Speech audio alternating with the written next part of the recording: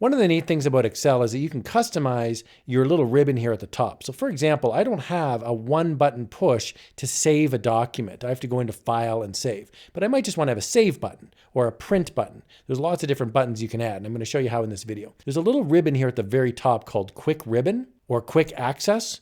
And when I click on the little drop-down button, you'll see it says Customize Quick Access Toolbar, and I can add different commands to this quick access. So I can add the New button, for example. You'll see right there now it says New. I can click on the little button and I can click Open. Now the Open button is added. I can even have an Email button, and that'll pop up. You can actually add lots of different buttons here, not just the ones that are listed right here.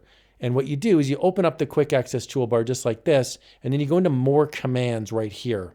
And when you go into More Commands, you're going to see all the different commands here on the left-hand side. And in fact, this isn't even all the commands. You'll see this is just popular commands. There's other commands. So if I do all commands, this actually becomes quite a large, very large list of things that I can use in my quick access. So for example, if I want to go to Save, I'll scroll on down here to Save, and I'll see there's Save As. So I'm going to click Save, and then I'm going to move it over now into my document right here. So that my Save button's there. I can also move it up or down inside my quick access. So I could move it right to the first line item, for example, and I'll click OK.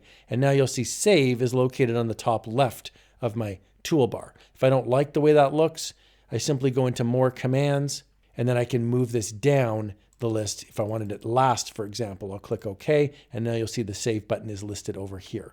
There's a ton of different options under the More command. Just make sure you're not under Popular Commands. You want to go to All Commands, and you'll see it's a massive list of different things that you can put into that Quick Access Toolbar. Hope you found this walkthrough helpful. Excel is a great tool, and there's lots to learn. Here's another video to help you with your Excel journey.